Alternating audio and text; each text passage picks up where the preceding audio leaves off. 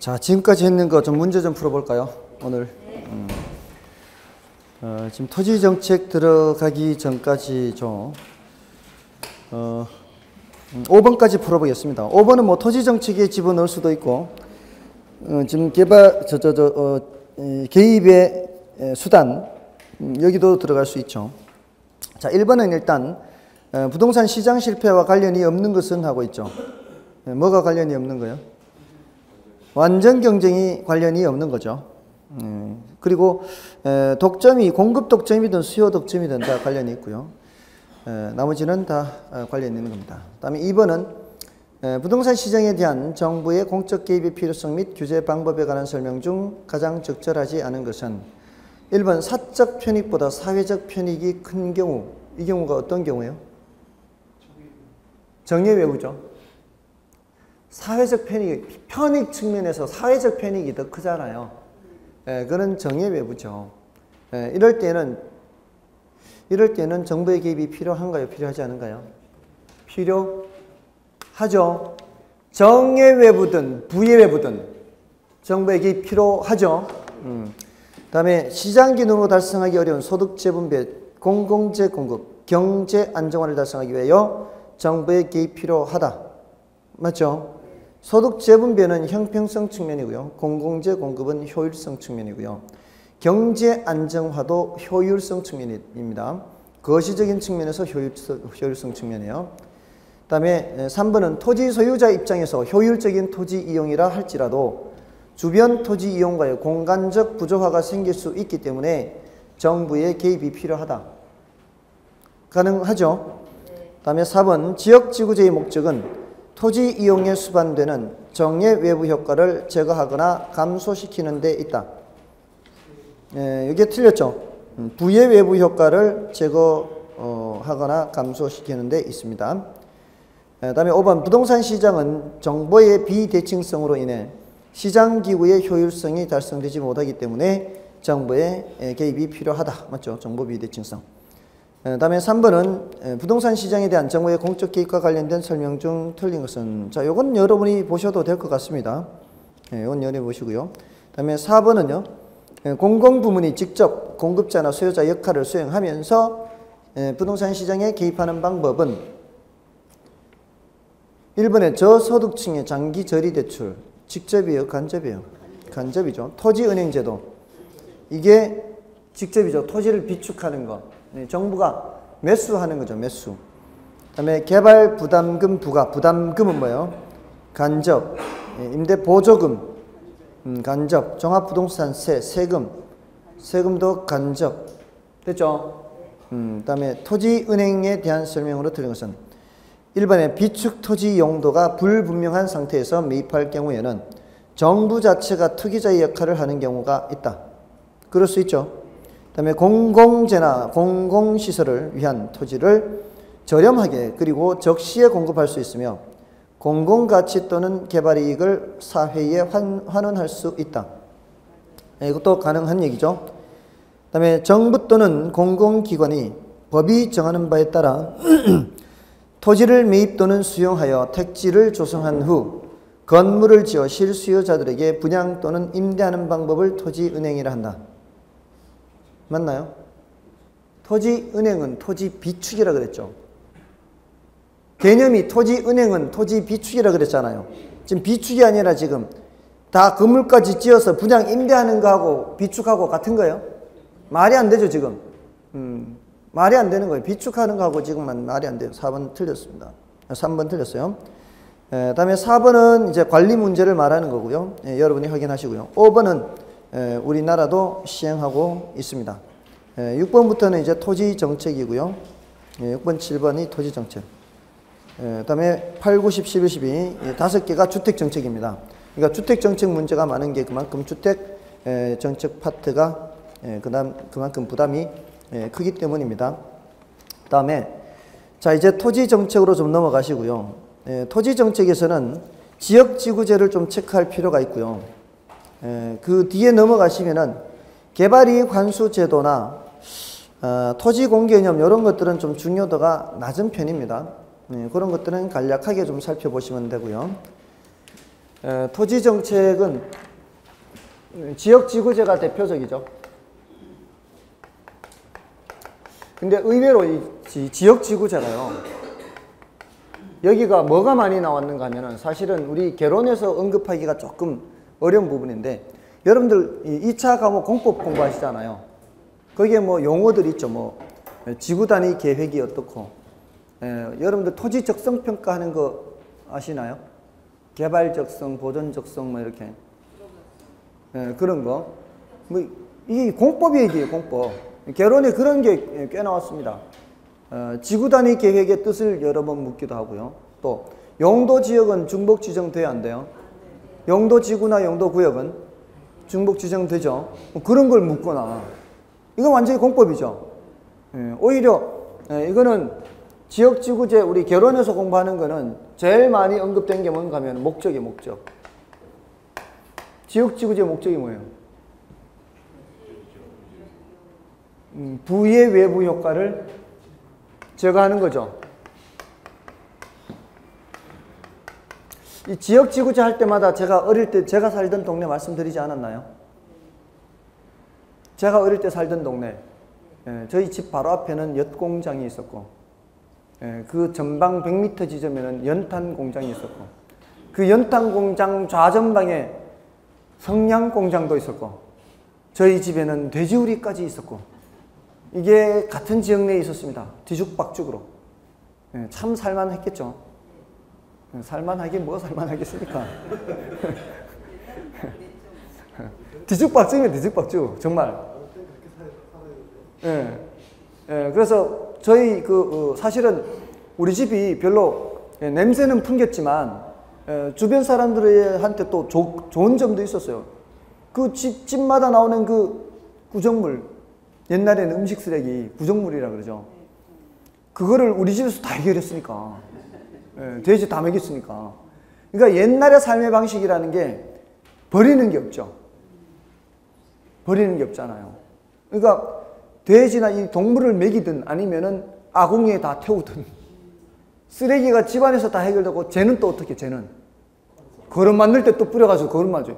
얼마나 이게 참 자연 친화적인, 이게 거기서 계속 이 무한순환하는 그런 구조죠.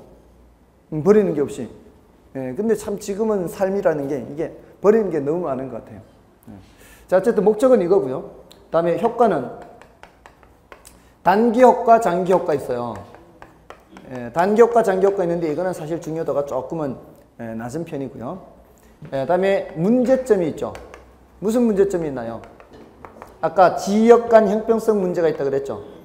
이 지역 간 형평성 문제는 사전적 독점의 문제와도 관계가 있어요. 어떤 지역에 이미 토지를 갖고 있는 사람들, 그 사람들은 그 지역이 개발되면서 그 땅값이 올라갈 거 아니에요. 사전에 이미 땅을 갖고 있는 사람들, 이런 사람들한테 혜택이 돌아간다는 거죠. 그것도 참, 이런 것도 보면은 어떻게 보면 사람이 운이죠, 운. 살았던 이 위치가 어떠냐에 따라서. 지금 세종시의 그 땅 가격 올라가는 거 생각하면은 거기에 농사 짓던 사람들이 대부분일 거 아니에요. 거기가 허허벌판이었을 거 아니에요.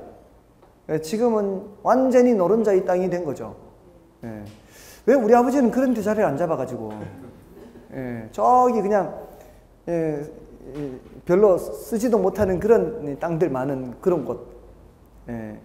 우리 동네가 우리나라에서 땅값이 제일 싼 봉화라는 지역 바로 옆에 붙어 있어요. 봉화라는 지역이 땅값이 왜 해마다 왜 표준지 공시지값 공시할 때 되면 제일 비싼 데가 명동이 어디고 막 이러잖아요. 봉화. 그쪽이 제일 싸요. 그 옆에 인접한 시군이에요, 우리 동네가. 그러니까, 그런데 아버지는 참 이렇게 별로 이 재물하고는 별로 욕심이 없으신가 봐요. 얼마 전에 또 그 동네에 또 땅을 또 산다고. 그것도 다른 데를 알아봐야지 왜 그 동네를 알아볼까? 참 이해가 안 됩니다. 90년대에 땅을 사놓은 게 얼마 전에 팔렸거든요. 안 팔려가지고 계속 묵혀놨다가, 그것도 그냥 겨우 뭐 물가 상승률 정도는 될까나 말까나. 아니 그 당시에 서울 근교에 개발제한구역에 땅을 사놨어도 개발제한구역 땅 엄청 싸게 살 수 있었거든요. 그 당시는. 그 지금 다 풀렸잖아요. 그거 거의 웬만한 건 다 풀렸어요. 예, 웬만한 건 다 풀렸어요. 일부 빼놓고 지금 세곡동, 내곡동 그쪽에 일부 빼놓고. 아니 그 땅을 사더라도 그런 데 사야지 왜 참 근데 또 샀다니까 그거를. 아들한테 문제 있는 거 아니에요?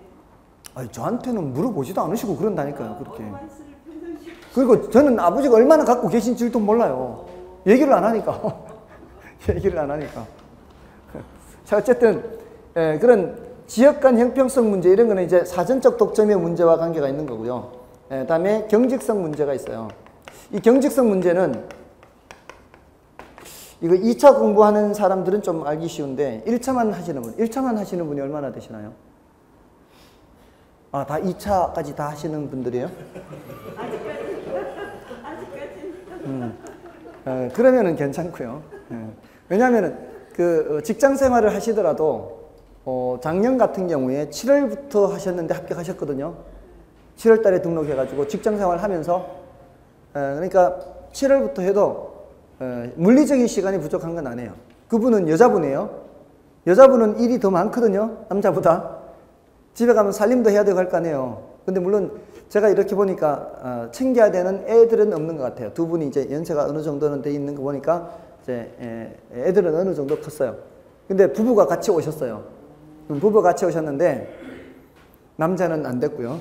여자는 됐어요. 보통 여자분들이 더 독해요. 그래서 더 이 실천을 잘해요. 근데 어쨌든 이 2차 하시면은 도시 기본계획, 도시관리계획 하잖아요. 그런 거 배우잖아요. 지금 이 지역지구제는 도시기본계획이에요, 관리계획이에요? 관리계획. 관리계획이죠. 요거 타당성부터 얼마마다 해요? 5년마다 하죠?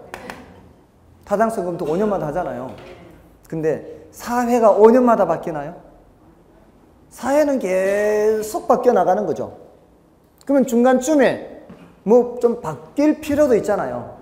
근데 그런데 바로바로 대응을 못해요. 5년마다 타당성 검토를 하니까. 사회는 바뀌었는데도. 원래 계획했던 거하고 벌써 어긋날 수 있거든요. 이렇게.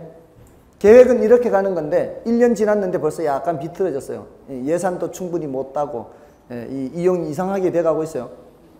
그렇다고 해서 또 계획을 수정할 수 있는 거 아니잖아요. 몇 년간은 가야 돼요. 5년간은 가야 되니까. 그러니까 이런 경직성 문제가 있습니다. 그리고 획일적인 지정이 될 수 있거든요. 제1종 전용 주거지역이라 해서 여기 있는 제1종 전용 주거지역과 지방에 있는 제1종 전용 주거지역이 똑같은 상황이라고 볼 수는 없어요. 그러면 거기에 따라 맞추어서 용적률이나 건폐율 같은 것들을 좀 달리 적용할 필요도 있거든요. 그래서 여기에 대한 대책이 필요한 거고 지역 간 형평성 문제에 대한 대책이 필요한 거예요. 여기에 대한 대책이 바로 TDR이죠. TDR. 개발권 양도제. 앞에서 이미 말씀드렸었죠. 이 개발권 양도제는 정부가 개입하는 방법이에요. 개입하는 방법이 아닌 거예요. 개입하는 방법이 아닌 거예요. 개입하는 게 아니라고요. 개발권을 팔고 안 팔고는 내 맘이라고.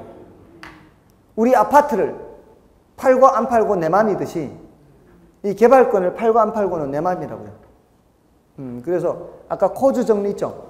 코주 정리와 요거 재산권 부여라고 했어요. 코주 정리는 재산권 부여 그리고 TDR 이거는 정부 시장 자율 조절 기능에 의한 방법이에요. 그리고 경직성 문제에 대한 대책으로는 용적률 인센티브 주는 거 있잖아요. 이거 공법에서 배우잖아요. 건축법에 나오죠. 용적률 인센티브 주는 거. 어떤 경우에 인센티브 주나요? 그 녹지 공간을 확충하면은 용적률 높여주고 또 공개 공지를 제공하면은 용적률 높여주고 이런 거 있죠. 또 뭐가 있죠? 지구 단위 계획, 지구 단위 계획. 이 지구 단위 계획이 옛날에 없었어요. 옛날에 없다가 들어갔어요. 지구 단위 계획 구역을 지정하고 그렇게 해서 지구 단위 계획 구역이 지정된 지역 내에는 용적률 같은 것들을 좀 더 신축적으로 적용하지 않나요? 이런 게 다 이 경직성 문제에 대한 대책이 되는 겁니다. 됐어요? 그러니까 이런 것들을 기억하시라고요. 이 지구 단위 계획이 우리 개론에서는 계획 단위 개발이라고 그래요. 계획 단위 개발. 매스컴에서는 뭐라 하고요? 매스컴에서 왜 뉴타운 하는 거 있잖아요. 지금은 뉴타운 얘기가 쑥 들어갔지만 한때 뉴타운, 뭐 기름 뉴타운, 뭐 정리 뉴타운, 무슨 뉴타운 많았잖아요. 그 뉴타운들이 이런 식이었단 말이에요. 자, 이런 것들이 다 그 지역 지구제의 문제점에 대한 대책이 되는 겁니다. 그래서 그 일단 효과는 나중에 보시고요.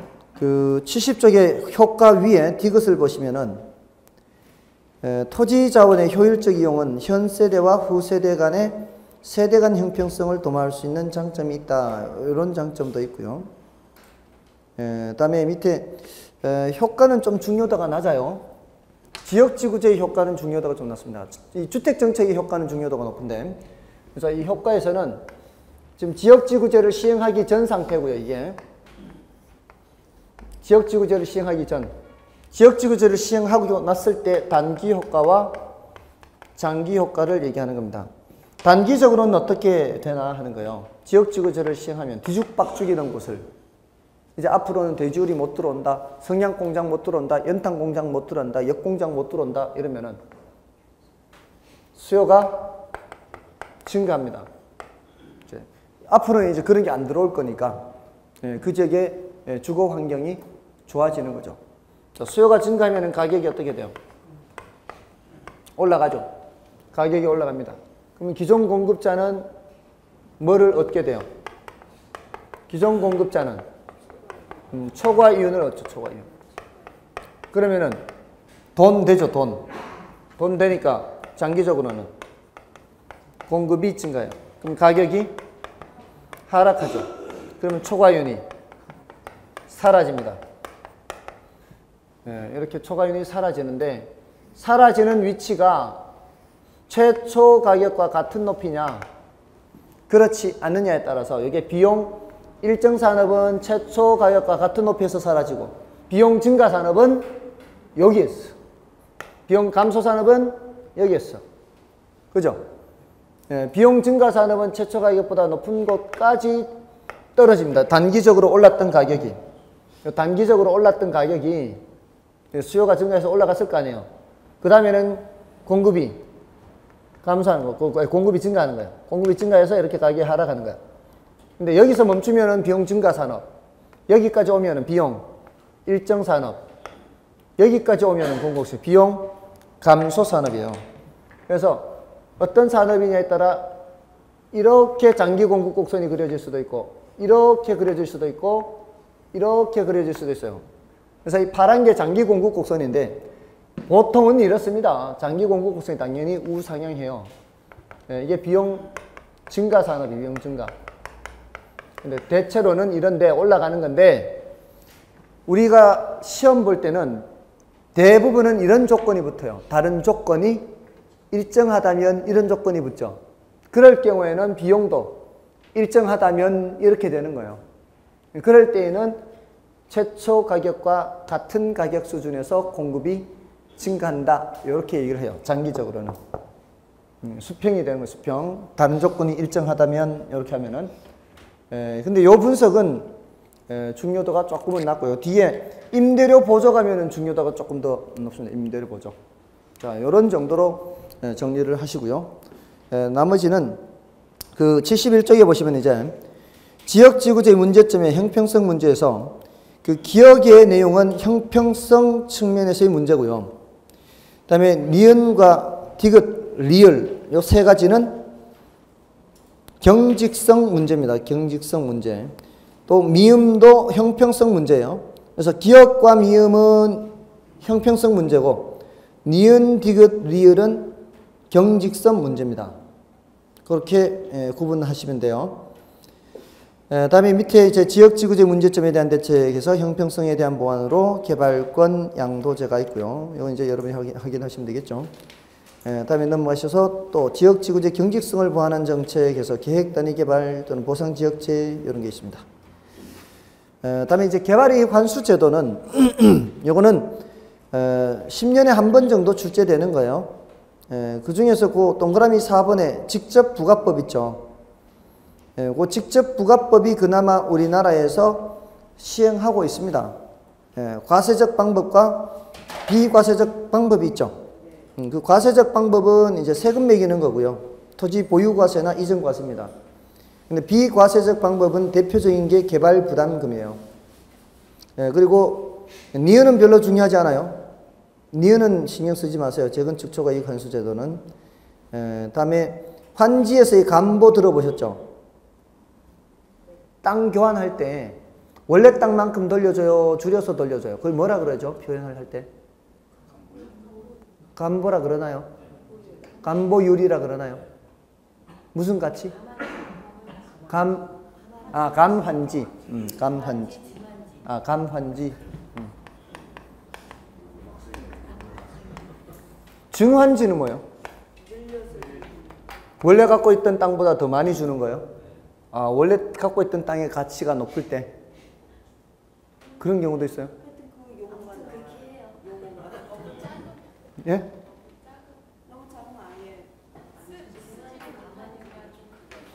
그거하고는 좀 다를 것 같은데. 왜냐하면 증환자는 돈 더 내야 되는 거 아닌가요? 이건 돈 돌려주는 거고. 그거를 딱 면적으로 다 계산하는 게 아니라 가격 대비도 하기 때문에 그런 이유가 나와요. 그렇죠. 제가 말씀드린 간보는 원래 땅이 100평이에요.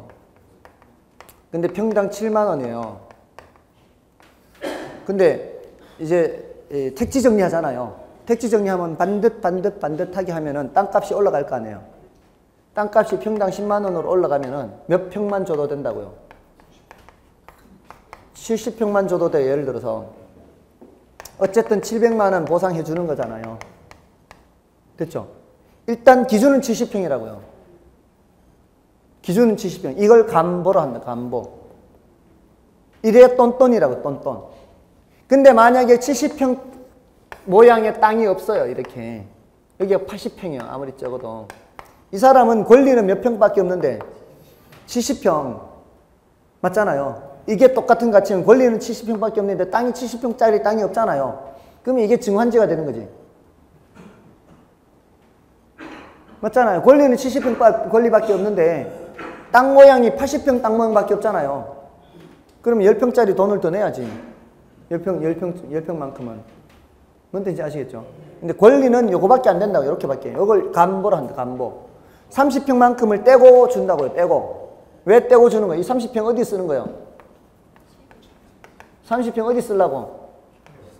채비지, 비용의 충당, 보류지, 공공시설 목적으로 저기 도로라든가 이런 거 만들려고. 맞죠? 이거 얘기하는 거예요. 지금 이게 뭐예요? 이게 개발이익을 환수하는 거지. 맞나요? 그러니까 개발이익을 환수하는 게 꼭 개발부담금만 있는 게 아니에요.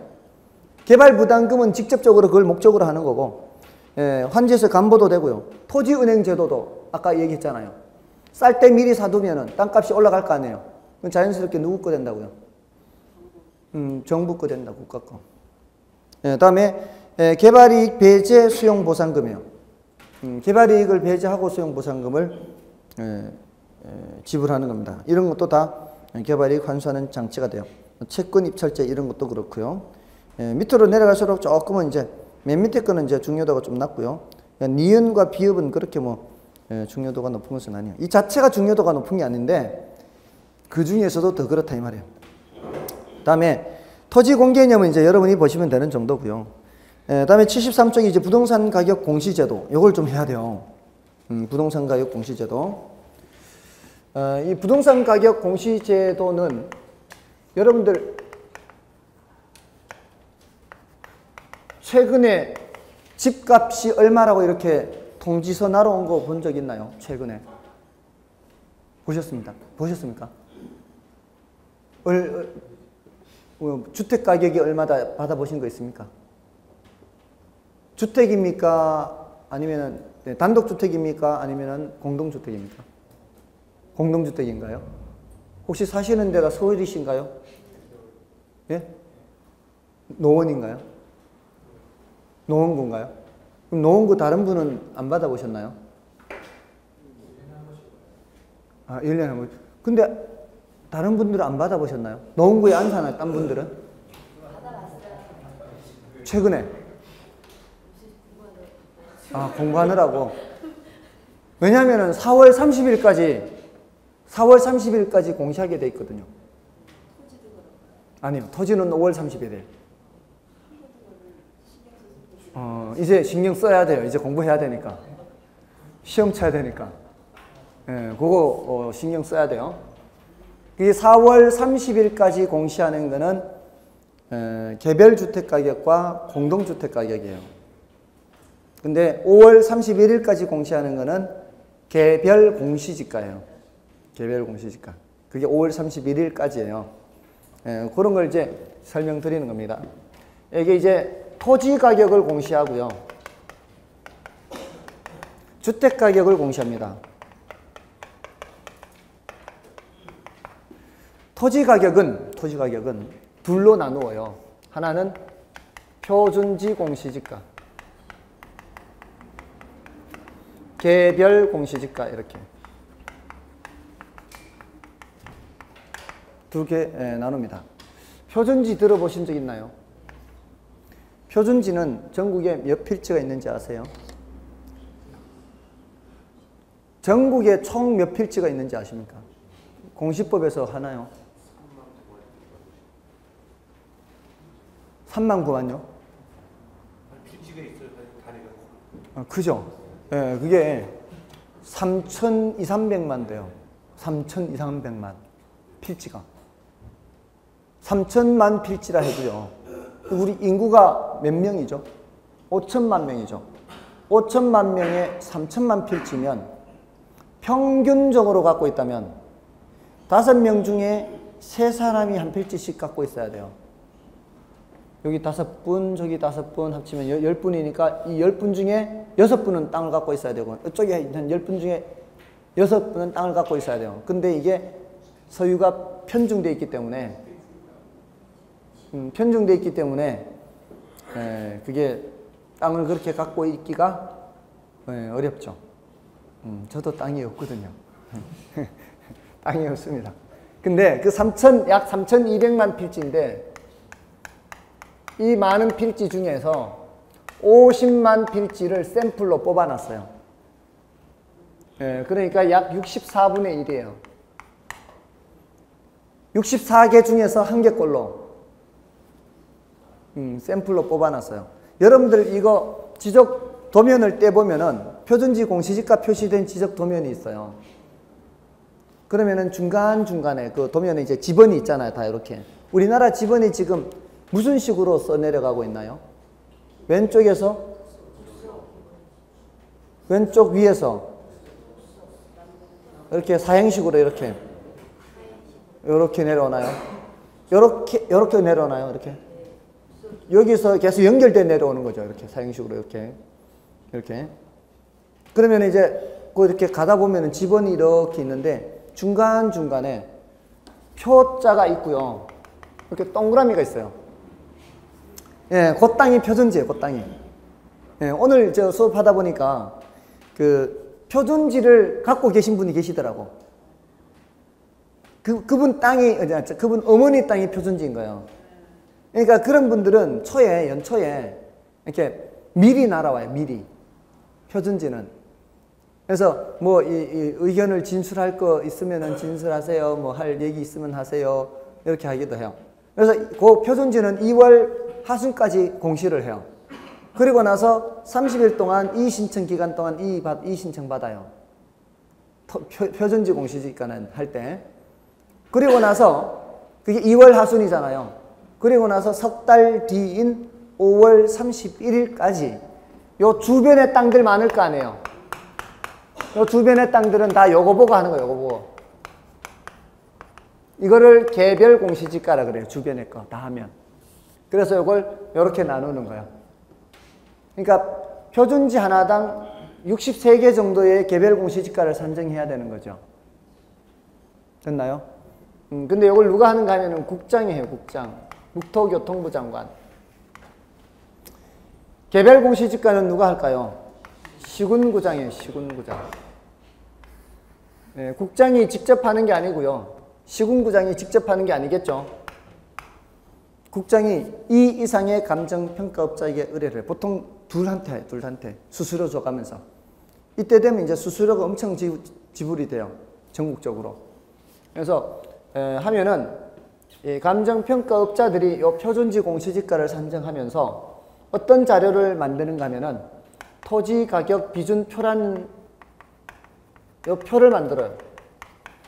토지가격비준표. 요거하고 함께 제출을 해요. 그러면은 요거를 국토교통부 장관은 그 시군구장한테 그 해당되는 표준지 공시지가와 토지가격비준표 자료를 주면은 요 두 개를 이용해서 뭐를 산정하는 거예요? 개별 공시지가를 산정하는 거예요.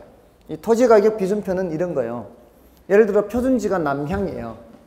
제곱미터당 100만 원이에요. 근데 그 바로 뒤에 붙어 있는 땅은 북향이에요. 그러면은 남향보다는 북향이 조금 가치가 낮을 거 아니에요. 그럴 때 보통 반드시는 안 해요. 그런 경우에 곱하기 0.95를 해라. 곱하기 0.97을 해라. 이런 거를 다 조사해서 그 지역에 대해서 조사해서 표로 만들어 놓은 것이 토지가격 비준표예요. 그러면은 지적과 공무원들은 요놈하고 요놈만 있으면은 지적과 공무원들이 나머지 주변에 개별 공시지가를 다 산정을 하게 돼요. 아시겠어요? 네. 그렇게 해서 그거를 5월 31일까지 보내준다고. 그거를. 개별 공시지가를. 요거는 2월 하순까지 하고요. 예, 그래서 보통 이거 이렇게 생각하시면 돼요. 왜 기자가 나와가지고 우리나라 제일 비싼 땅이 어디다. 그거 할 때가 2월 말이에요. 뉴스가. 예, 그게 그때가 딱 그 뉴스 나올 때예요. 됐나요? 그거보다 한 달 앞서서 얘를 공시해요. 주택가격 공시는 한 달 앞서서.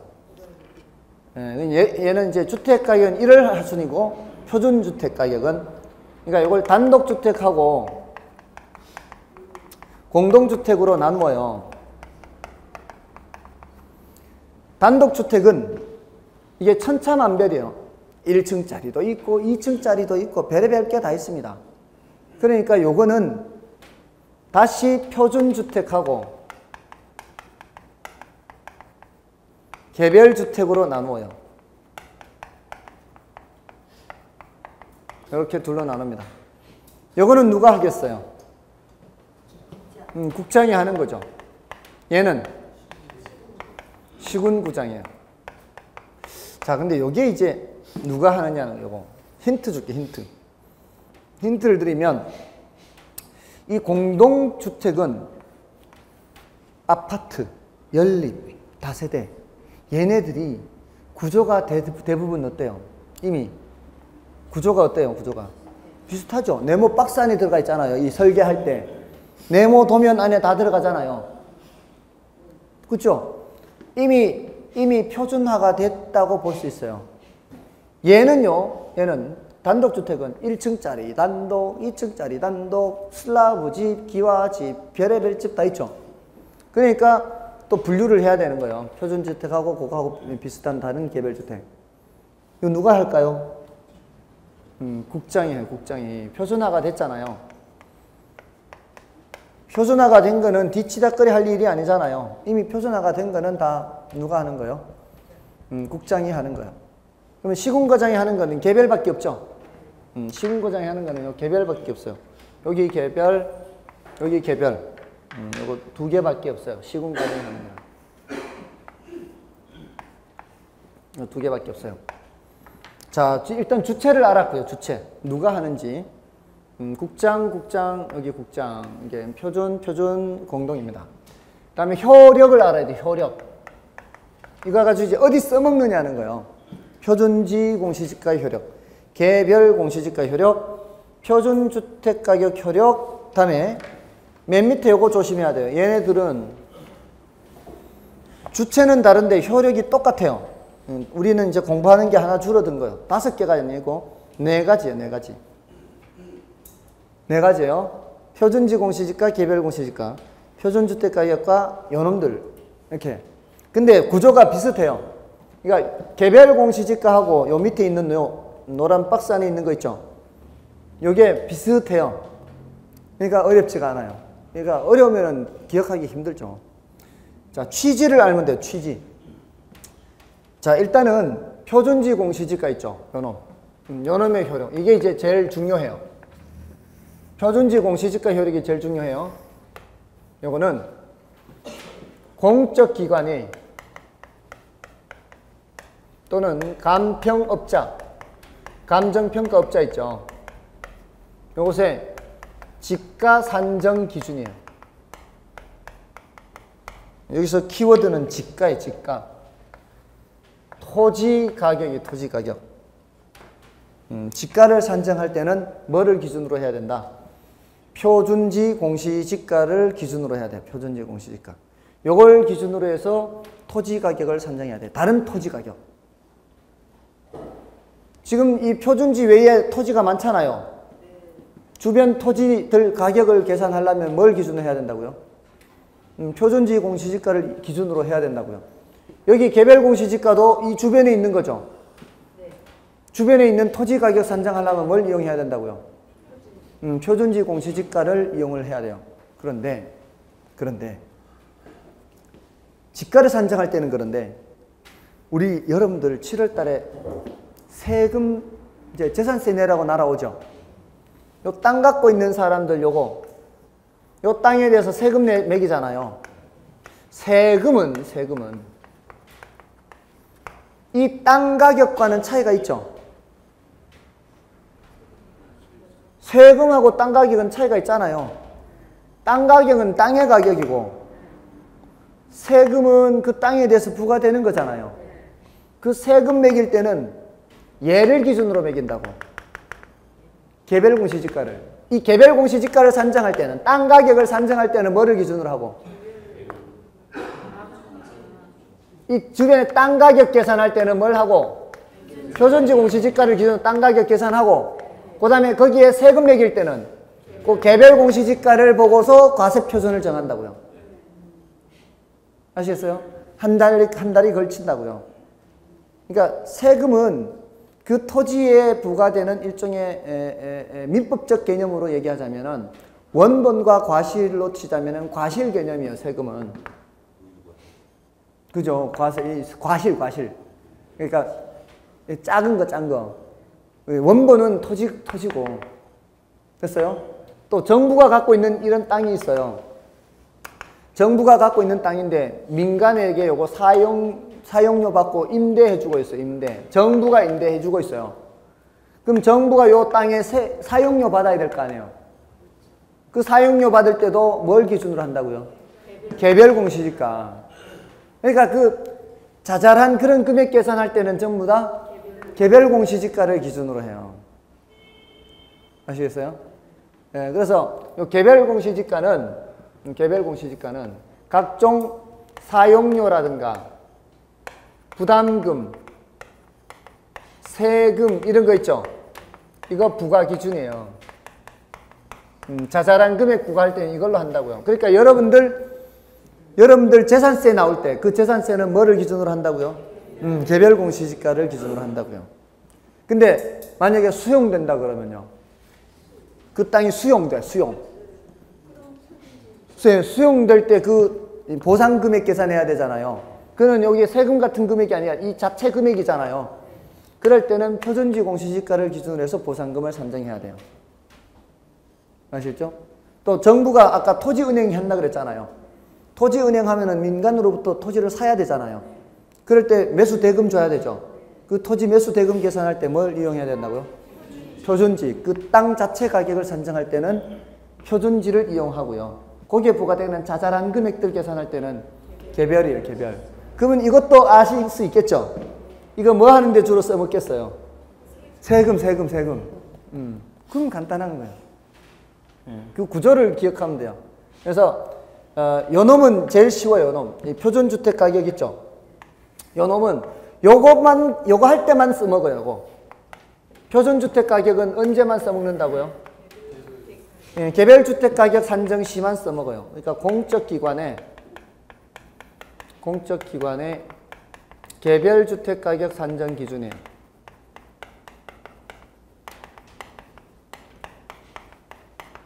그러니까 사람들이 이게 다 해놓는 이유가 있어요. 이걸 복잡하게 해놓으면 지들도 잘 모를 거 아니에요. 그리고 이렇게 한 이유가 이게 과거에는 그 아주 오래전에는 뭐 옛날 건설교통부 뭐 이런 거 있잖아요. 건설교통부에서 계산한 이 소지 가격하고 국세청에서 계산한 토지 가격하고 이게 기관마다 다 다른 거예요. 그러니까 민간 국민 입장에서는 이게 신뢰가 안 가는 거예요. 같은 정부가 계산한 건데 어떤 놈은 이만큼이라고 어떤 놈은 저만큼이라고 그러고. 그러니까 이걸 일원화시킨 거예요. 지금 국토교통부 장관한테 다 일임을 해놓고 그걸 근거로 해서 다 계산해서 그거를 다 과세 표준에 써먹고 다 그렇게 통일시킨 거예요. 통일. 그래서 이렇게 한 거예요. 자, 그럼 얘는요. 얘는 공적기관의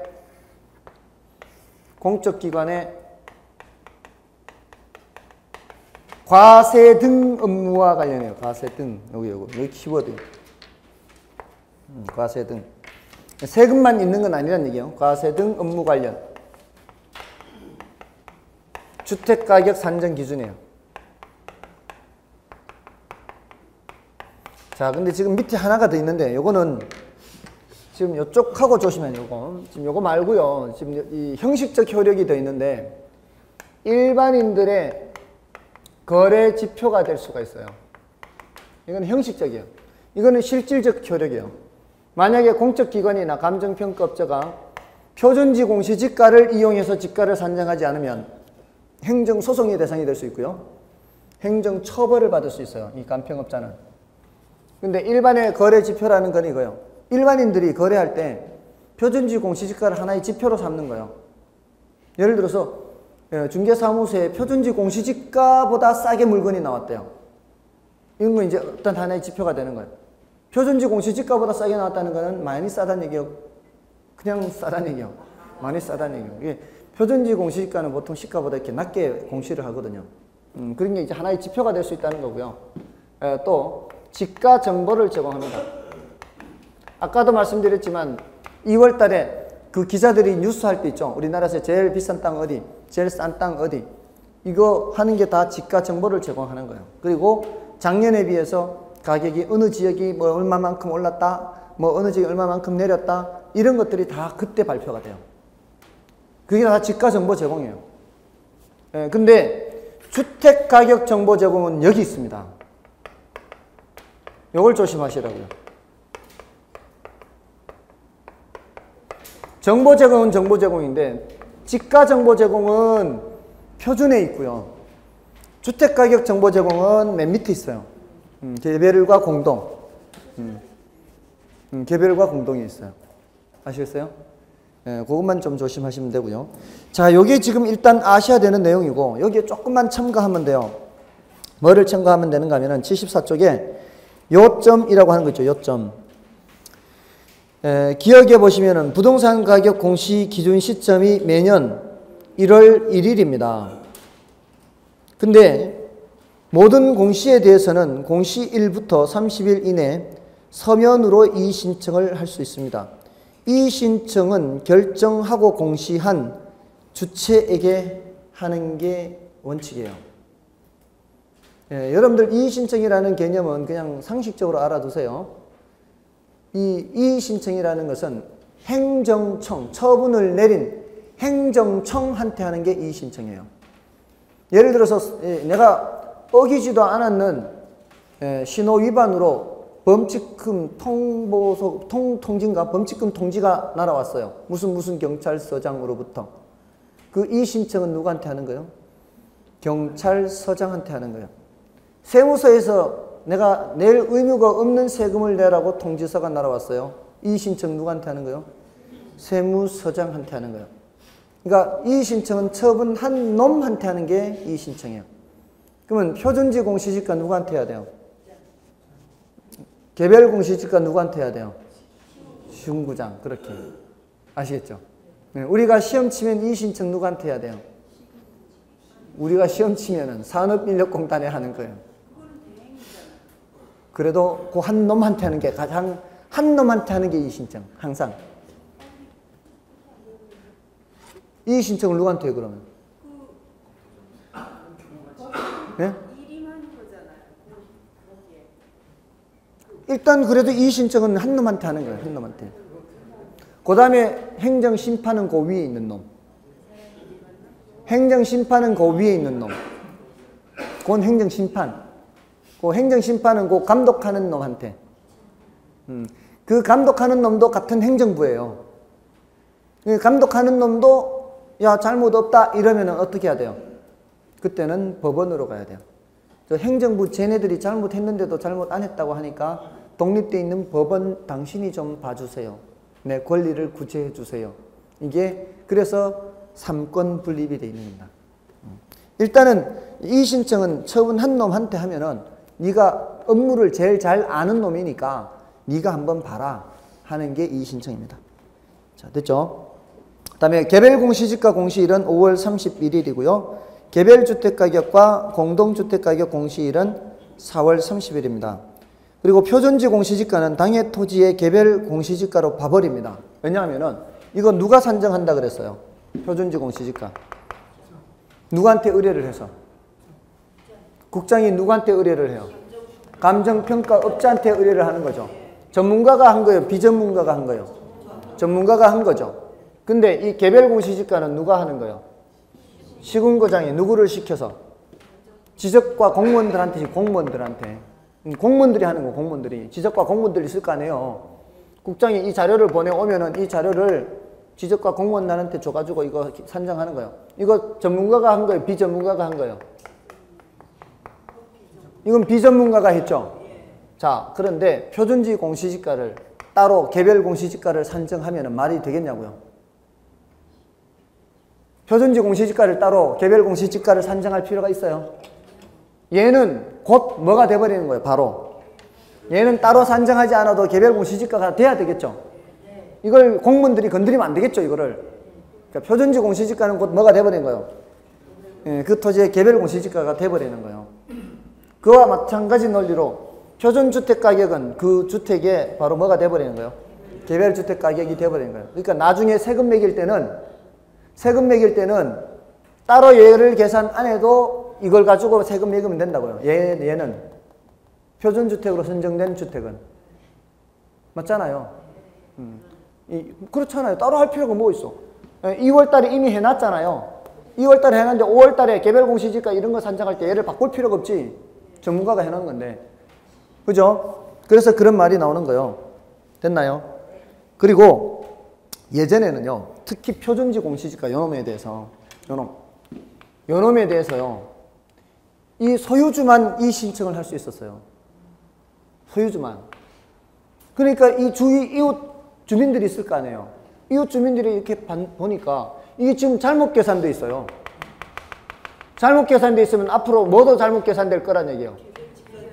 이거요. 소송 엄청 많았습니다. 이것 때문에 소송이 엄청 많았어요. 왜냐하면은 이게 잘못 계산된 원인이 얘가 잘못된 거예요.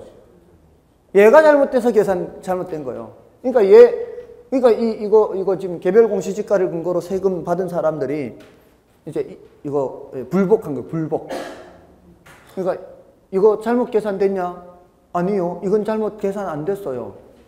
근데 왜 그러냐? 얘가 잘못 계산됐어요. 그럼 얘 이 신청 기간이 지났냐 안 지났냐? 지났어요. 그럼 너 할 말 없어. 이렇게 되는 거예요. 그러니까 다툴 수 있는 방법이 없는 거예요. 이거 이 신청 기간이 끝나면 깸셋이에요. 근데 얘는 알지도 못하고 지나갔잖아요. 그래가지고 문제가 많이 생기니까 그 다음부터는 토지 소유자, 사용자, 그 밖에 법률상 이해관계에 있는 자들도 이 신청을 할 수가 있어요. 표준지에 대해서는. 왜냐하면 얘 보고 야, 이 신청 해라. 그렇게 해도 얘가 안 하면 끝나는 거예요. 그렇잖아요. 과거 법령에서는. 그러니까 문제가 생기니까 이 법률상 이해관계 있잖아요. 그런 사람들도 이 신청을 할 수가 있어요. 됐죠? 자, 근데 그 밑에 공시사항 있죠? 지금 그 동그라미 3번까지만 알아도요. 출제되는 문제의 70% 가까이가 커버가 돼요. 근데 그 밑에 공시사항은 너무 할 게 많아요. 이게 이 항목을 다 외울 수 없잖아요. 그러니까 참고로만 보는 거예요. 아셨죠? 이것도 출제가 됐어요. 다음 중 표준지 공시지가의 공시사항이 아닌 것은. 뭐 어떻게 외우겠냐고 이거를. 문제 내긴 좋죠. 근데 거기에 이런 것도 포함시켜 놓은 거예요. 건물의 용도. 표준지 공시지가 공시하는데 건물의 용도를 공시할 필요가 있을까요? 없을까요? 그런 거 할 필요 없죠? 그런 거 할 필요가 없어요. 그래서 상식적인 수준으로도 어느 정도는 알 수 있도록 문제를 냈던 거예요. 됐나요? 자, 그러니까 별로 신경 쓰지 마세요. 그 다음에 오른쪽에 75쪽의 참고 박스에서는 그 나지 상정 평가와 공법상 제한 상태 기준 평가 이 두 개 정도만 봐주세요. 표준지 조사 평가 기준에서는 나지 상정 평가와 공법상 제한 상태 기준 평가. 그리고 그 실제 용도 기준 평가 요거요. 실제 이용 상황, 현재 이용 상황 기준입니다. 아시겠죠? 자, 좀 쉬고 주택 정책을 설명드리겠습니다.